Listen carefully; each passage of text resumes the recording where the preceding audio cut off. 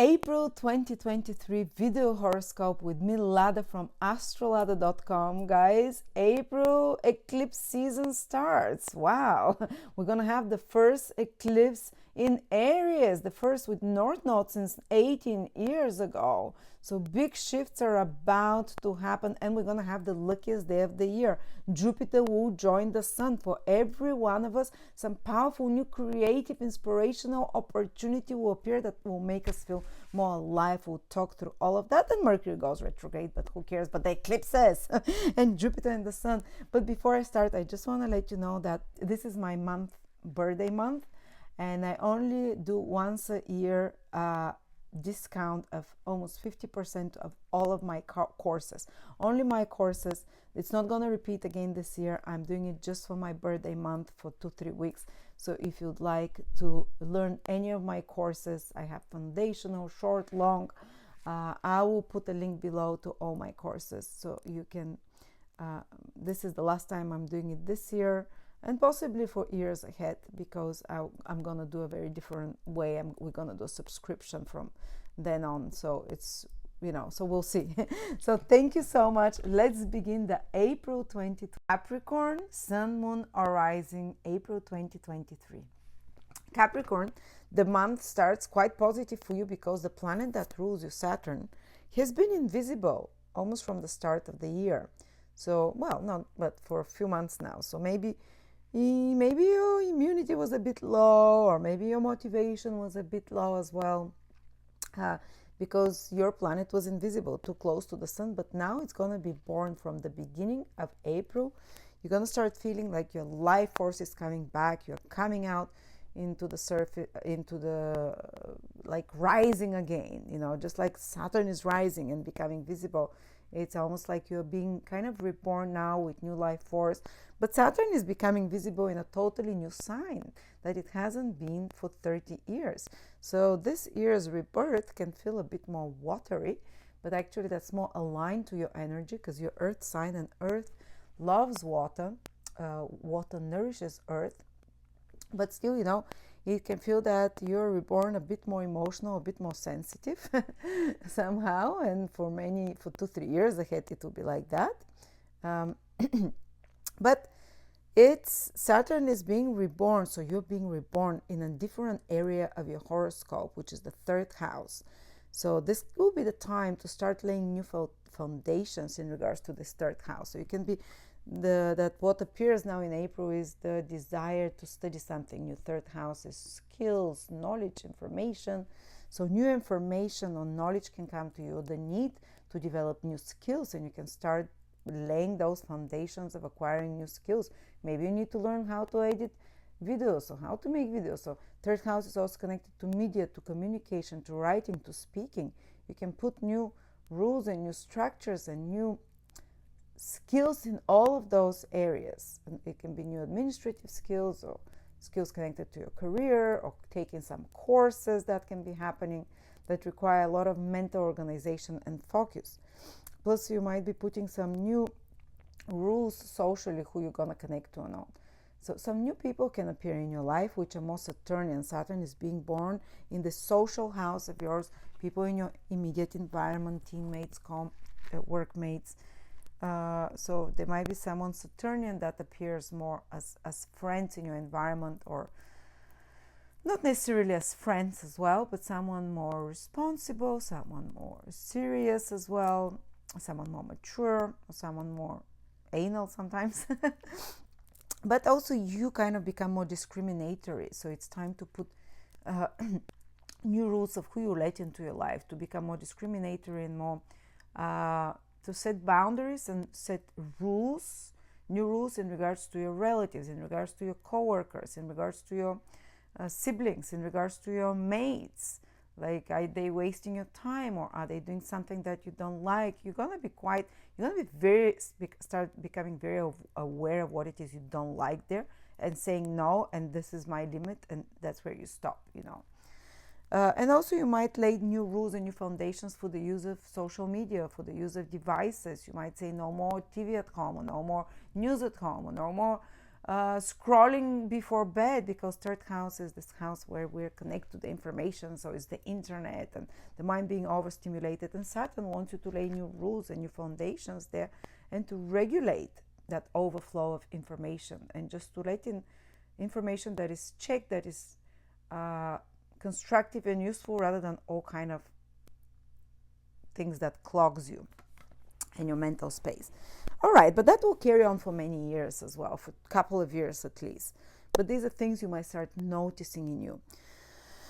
But specifically in April, what is big is that there is a full moon in your 10th house, the moon, and it's happening in the sector that is most visible. So they can be especially around the 6th of April, but a week after that and a few days before that, or a couple of weeks after that, where you're more visible in the spotlight, in the public eye, where you might be, your reputation or your work is very important and is focused on you. And because full moon is about seeing results of previous actions, or completing something, or putting an end to something, you might be seeing results of something you've been doing in regards to your career, in regards to your public image. There might be more work than other times and more focus there. There might be more the birth, not the birth, but like the results of some activity connected to career, public image, and so on. There can be some also interactions with authority or figures. And the 10th and 4th houses where the full moon is happening are on the axis of parents. They can be enhanced, focus on parents, interactions with parents of some sort. Something important happening there, or with family as well. And part of this eclipse is Chiron. Chiron is exactly conjunct the sun here. I don't have it to show it, but Chiron is the wounded healer and exactly opposite the moon. So there can be some healing crisis that happens in regards to your parental access, let's say, in regards to parents, in regards to something that's some long-standing problem in regards to career, or in regards to having family, and in regards to your earlier family and current family. There might be like a healing crisis there with Chiron that needs to be resolved, because full moons are about ending something, completing something. So if there has been, hopefully for some of you, if there's been some complicated or painful situations, so to speak, that have been like a thorn in your foot, constantly there, in regards to your career, in regards to parents, in regards to authority figures, or in regards to your personal life, in regards to your early childhood, which is the 4th house, in regards to your family previously and current family, if you have one, that gets hopefully resolved and released. But it can be very good times this month for family, because because Jupiter and the Sun will meet, the two great benefics, very big benefics. The Sun is inspiration and creativity. Jupiter is wisdom and angelic protection, and the Sun is divine protection. They meet on the 11th of April, but they're close together in your 4th house the whole month. So I'd say like the whole month there is an opportunity of great healing and wisdom coming to you from family, or healing in regards to your childhood, healing and something very positive happening in regards, especially if you're Capricorn rising, Sun and Moon as well to a lesser degree, in regards to your personal life. For example, the opportunity to move to a better place, finding the house of your dreams, the birth of a cycle, which the Sun-Jupiter conjunction starts. They meet every year, but for the first time in 12 years in your 4th house. So they start a new 12-year cycle where something can come to you from home, like property, a child, family, something connected to settling, parenthood. That can be a source of happiness for you for many years, or a source of wealth, or a source of joy in some sort. So something good happening with family or parents, or with you as a parent, or role, or property and such, or just sometimes it's just in your living circumstances, or sometimes it's just like in your emotional well-being, because the 4th house is the house of psychology, the house of early childhood, and as we know, our base of vibration and our base of how happy we feel in love is set up in our early childhood. So there can be some great realizations, whether through a psychologist or on your own, about early childhood or about shifting of these vibrations, so to speak.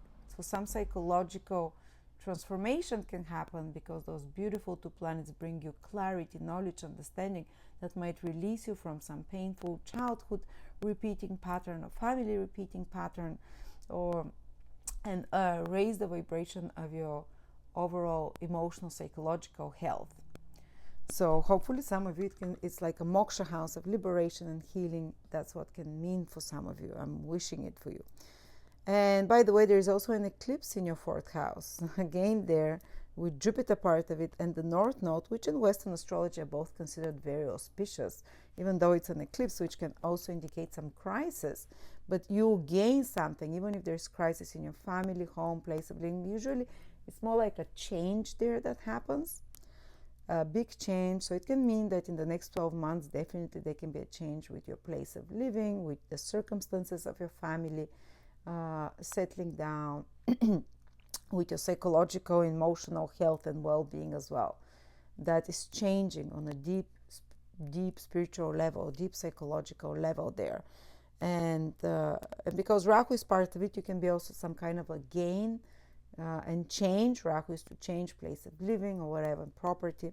So some big things, not just in April, but for the next 12 months can be happening there for you.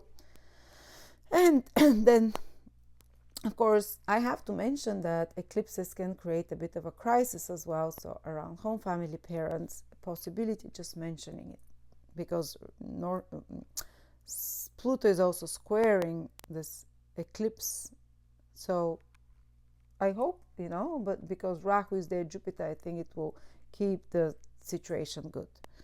And then Mercury is turning retrograde in your 5th house right on the next day, on the 21st of April. So even before that, you can feel it, but Mercury will stay basically almost 2 months in your 5th house. Can be very good time for creative endeavors. And when it turns retrograde, you can edit, fix some creative projects. So a creative project can be anything. It can be the business you're working on because it's your own idea. It can be that, for example, when Mercury years ago went retrograde in my 5th house, my website, I became aware of how bad it was and how much it malfunctioned.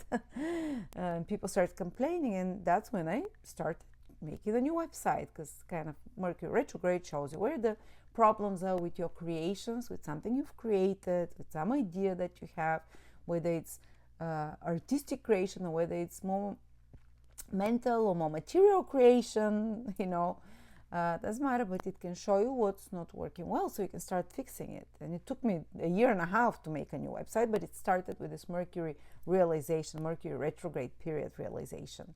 Then Mercury retrograde in your 5th house can also help you. It asks you to work 3 times more hard to fix, to correct something, but the final result can be way better. So you end up with better creative project or idea that you've re-examined an idea of something and rethought and changed a little bit, but the final result is better. Also, 5th house Mercury retrograde can make you go back to some old hobbies you haven't practiced. Maybe you like gardening and you haven't done it. Maybe you like painting. Maybe you like music and you haven't done it. So you can come back to it, or maybe you like cooking, all those Taurian things, and you haven't done it, and you come back to it to revive it. Or you can also revisit some old places that you used to love, that give you pleasure, fun. 5th house is the house of entertainment. So whatever it is that makes you shine and feel happy and excited, Mercury can revisit it. On another level, it's also your romantic love life. Mercury retrograde there can make you re-examine and think back on situations romantically that have been very impactful, maybe re-examine them from a different perspective, because retrograde Mercury gives us an alternative to see things and reframe them from a different state of mind. So talk therapy about any kind of hurts connected to romantic life, to self-confidence can be good. There can be some situation if you have children, and also you can get in touch with someone romantically from the past, or some important conversations can happen with a loved one regarding your romantic love life, and how to improve it, hopefully, or who knows. Then fifth house is also children, Mercury retrograde there. It can be that there's some situation with a child of yours that's happening that needs to be re-examined. You're re-examining some circumstance about the child, whether it's their education or whether it's your relationships, and maybe trying to set some new rules there or change the rules of interactions between the two of you somehow. Or maybe if your child has gone to live away, they come back now and you see them, Mercury retrograde, to come back. So there you go, guys. And the last but not least, Mars will be entering, and the whole month will be in your 7th house. And it's a bit emotional in Cancer. It's the place where you can get a little bit out of hand and fly off the walls a bit with emotionality, and you can be like triggered more emotionally into actions or to do something that you kind of regret a little bit, but that's others are stepping on your toes, like others can trigger you. And it's not the whole month that is constant, depends whether you're early or later born Capricorn. For some might be early into the month for 4 or 5 days, for others later into the month, where Mars is exactly opposing your Sun, Moon, or Ascendant for a few days. You can feel like you're triggered by others, that they're others is in some way challenging you or stepping on your toes, and you might be also the one that is more pushy with others. So there might be some situation where your nerves are stressed out. I cannot tell you exactly what days. I need to know the degree of your Sun, Moon, or Ascendant. You can check that with my personal transit calendar, which is for free for every 7 days ahead, to see whether you're going to have Mars opposition Sun, Moon, or Ascendant. And you'll see when those critical days are. And but also it can mean you can be more active with a partner and get things done there, or another can activate you into action to change things, to make things better, to improve things. And it might not be in the most soft-handed method, but the result can be very great again. So thank you very much, Capricorn. Busy, interesting month. And eclipse season is starting, and it's quite powerful. So thank you so much.